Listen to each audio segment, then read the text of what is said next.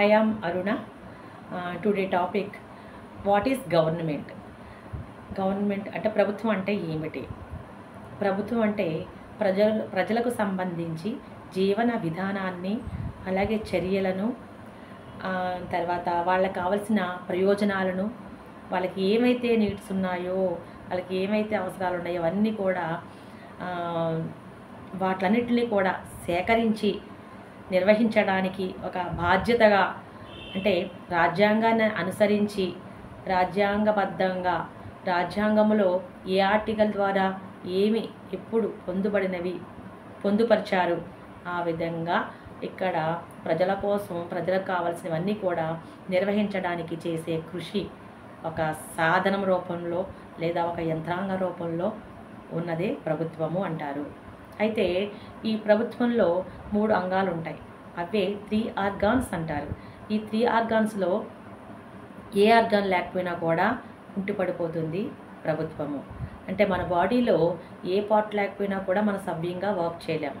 అలానే ఈ గవర్నమెంట్లో కూడా ఈ 3 ఆర్గాన్స్ కూడా దేనికదే చాలా ఇంపార్టెంట్ రోల్ అనేది చేస్తుంది.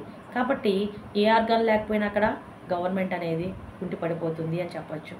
కాబట్టి ఇక్కడ ఏం చేస్తుందంటే లెజిస్లేచర్ ఏం చేస్తుందంటే చట్టాలని తయారు చేస్తుంది.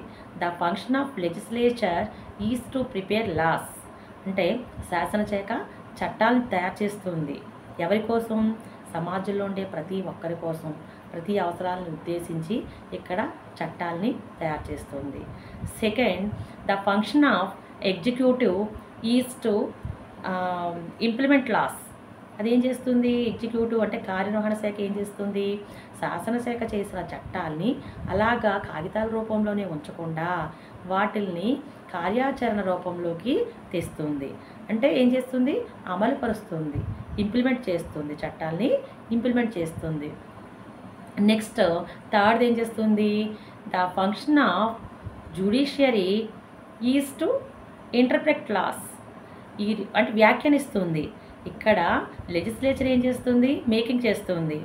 అలాగే ఎగ్జిక్యూటివ్ ఏం చేస్తుంది? ఇంప్లిమెంట్ చేస్తుంది. ఇక్కడ జ్యుడిషియరీ ఏం చేస్తుంది? ఇంటర్ప్రెట్ చేస్తుంది. అంటే ఒకళ్ళు తయారు చేస్తున్నారు, దాన్ని అమలుపరుస్తున్నారు ఇంకొకరు. ఈ రెండింటిని కూడా ఇక్కడ వ్యాఖ్యానిస్తుంది. ఏ విధంగా అంటే ఈ రెండు కూడా కరెక్ట్గా చేసినాయా లేదా, శాసనశాఖ అలాగే కార్యనిర్వహణ శాఖ కరెక్ట్గా చేసే లేదా, అంటే వాళ్ళ పనుల్లో వాళ్ళు కరెక్ట్గా చేసారా లేదా, లేదంటే ఏమన్నా తప్పులు దొర్లాయా, కరెక్ట్గా బాధ్యత నిర్వహించారా, లేదంటే ఏదైనా తప్పులు దొర్లాయా, రాజ్యాంగాన్ని అనుసరించి చట్టాలను తయారు చేశారా, లేదంటే రాజ్యాంగానికి విరుద్ధంగా ఏమన్నా ఉన్నాయా,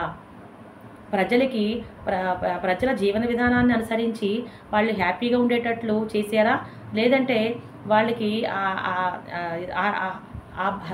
బాధ్యతారహితంగా చేశారా అన్నట్టు అని చాలా అబ్జర్వ్ చేసి వాటిని పరిశీలించే డ్యూటీ ఎవరు తీసుకుంటారంటే జ్యుడిషియరీ సిస్టమ్ తీసుకుంటుంది. అయితే ప్రజల చేత ఎన్నుకోబడిన వాళ్ళు ఎవరుంటారు? ఎమ్మెల్యేస్, ఎంపీస్ ఉంటారు. అయితే ఎంపీలు ఎక్కడుంటారు? పార్లమెంట్లో ఉంటారు. ఎమ్మెల్యేలు ఎక్కడుంటారు? రాష్ట్ర శాసన అసెంబ్లీలో ఉంటారు. వీళ్ళందరిలోంచి కూడా సమర్థులుగా ఎవరైతే ఉన్నారో వాళ్ళని వెలికితీసి వాళ్ళకి మినిస్ట్రీస్ అనేది ఇస్తారు. అంటే మినిస్ట్రీ పదవి అనేది ఇవ్వడం జరుగుతుంది. అంటే ఎడ్యుకేషన్ మినిస్టర్, తర్వాత హెల్త్ మినిస్టర్, హోమ్ మినిస్టర్, ఇలాగ మినిస్ట్రీ పదవులు అనేది వాళ్ళకి అప్పచెప్పడం జరుగుతుంది. అయితే వాళ్ళ కింద ఎవరు ఉంటారు? ఉద్యోగి బృందం అనేవాళ్ళు ఉంటారు. వీళ్ళనే బ్యూరోక్రసీ అంటారు. వీళ్ళందరినీ కూడా ఎవరు చూస్తుంటారు? ఇక్కడ జ్యుడిషియరీ సిస్టమ్ చేస్తూ ఉంటుంది. ఎలా అంటే కేంద్ర స్థాయిలో సుప్రీంకోర్టు, రాష్ట్ర స్థాయిలో హైకోర్టు, జిల్లా స్థాయిలో జిల్లా కోర్టులు ఉంటాయి కదా, వీటిల్లో ఉండే జడ్జెస్ వీటిని పరిశీలిస్తూ ఉంటారు. ఎప్పటికప్పుడు సవివరంగా వాటిలన్నింటినీ కూడా సేకరించినవన్నీ కూడా అబ్జర్వ్ చేస్తూ, పరిశీలిస్తూ, అందరికీ అర్థమయ్యే రీతిలో, అందరికీ అర్థమయ్యే లాంగ్వేజ్లో వాటిల్ని తర్జుమా చేస్తూ రాజ్యాంగాన్ని అనుసరించి ఏమైనా తప్పులు లేకుండా, అంటే విరుద్ధంగా లేకుండా రాజ్యాంగ సాంప్రదాయబద్ధంగా అన్నీ కూడా ఉన్నాయా లేదా అని చెప్పేసి ఒక రకంగా చెప్పాలంటే రాజ్యాంగాన్ని పరిరక్షించే రక్షకులు అని చెప్పవచ్చు వీళ్ళని. ఈ బాధ్యత అంతా కూడా, ఈ రెస్పాన్సిబిలిటీ అంతా కూడా ఈ జడ్జెస్ తీసుకుంటారు. వీళ్ళ ఆధ్వర్యంలోనే ఈ జ్యుడిషియరీ వ్యవస్థ అంతా కూడా వీళ్ళ ఆధ్వర్యంలోనే నడుస్తూ ఉంటుంది.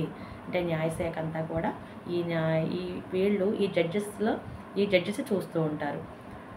ఇది గవర్నమెంట్ అంటే. ఓకే.